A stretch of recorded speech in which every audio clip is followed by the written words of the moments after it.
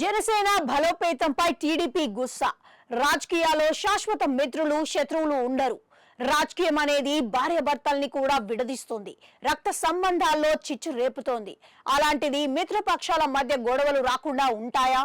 కళ్ళెదుటే జనసేన రాజకీయంగా బలపడుతుంటే టీడీపీకి మండుతుంది. ఇటీవల జనసేన చేపట్టిన సభ్యత్వ నమోదుకు మంచి స్పందన వచ్చింది. జనసేన ప్రస్థానాన్ని ముఖ్యంగా టీడీపీ జాగ్రత్తగా గమనిస్తోంది.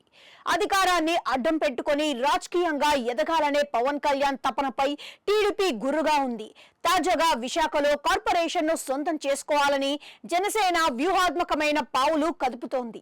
ఇటీవల 5 వైసీపీ కార్పొరేటర్లు జనసేనలో చేరారు. మరికొందరిని కూడా చేర్చుకొని మేయర్ పదవిని హస్తగతం చేసుకోవడానికి జనసేన చేస్తున్న ప్రయత్నాలపై టీడీపీ ఆగ్రహంగా ఉంది. అందుకే జనసేన ఎదుగుదలపై టీడీపీ అనుకూల మీడియా తగిన ప్రాధాన్యం ఇవ్వడం లేదు.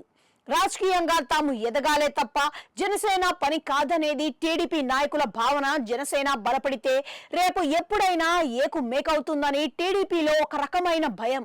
పవన్ ఆలోచన కూడా అదే అనే అభిప్రాయం ఉంది. ప్రస్తుతం అధికారాన్ని అడ్డం పెట్టుకుని రాష్ట్ర వ్యాప్తంగా పార్టీని బలోపేతం చేసుకుంటే వచ్చే ఎన్నికల్లో రెట్టింపు స్థానాల్లో పోటీ చేయాలనేది పవన్ ఎత్తుగడ.